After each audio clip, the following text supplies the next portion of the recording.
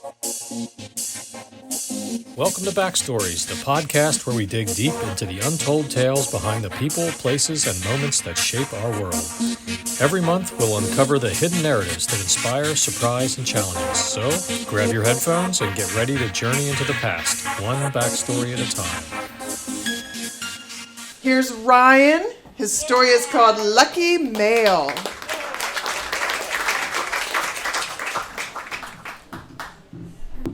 Good evening, everyone. My handwriting is terrible. It's actually Lucky Trail, Trail, like you're hiking. And no, you're good. And I'll explain.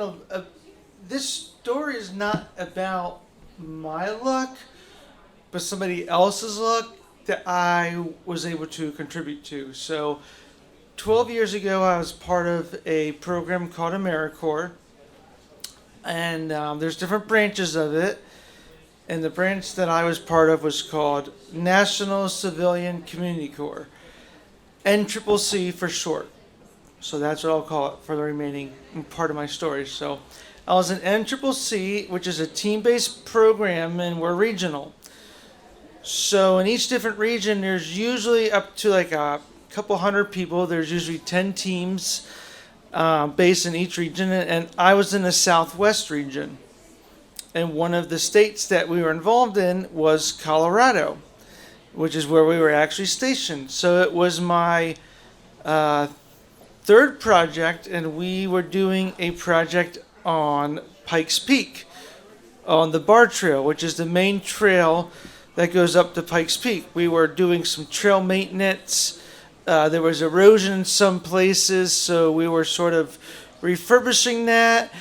There were some places, because of erosion as well, became too steep that we started putting in, like, I guess you could say, pedestrian blocks or pedestrian rails. Like when you're driving on like I-70 and you see those little things that prevent you from driving off the road. That's what we were essentially doing for hikers who, tripped and were sliding down, that they wouldn't go, flying off to their death.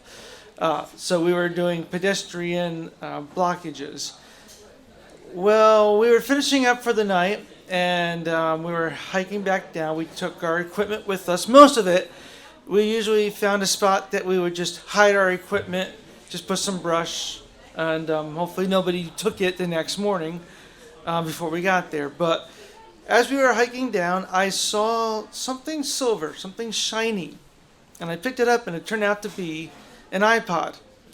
And at first I thought it was an iPhone, so I tried seeing if I could call the number, but then I realized, no, this is just for music.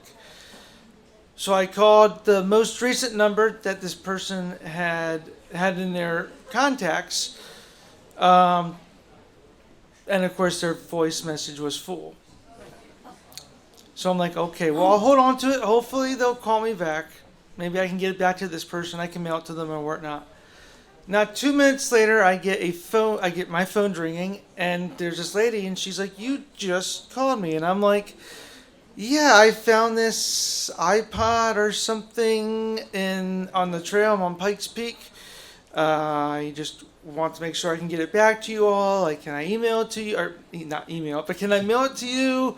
Or are you still here?" Like, I don't know. Well, she said, "Let me call my husband. I mean, that's his. He's still there. He was just hiking with his friends." So I call his friends eventually call me, because she calls them to call me and whatnot, a whole long line of things.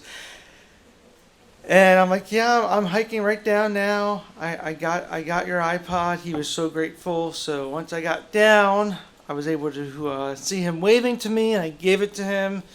And of course, he was thankful. He had some like Slim Jims he offered me because I had just gone off the trail.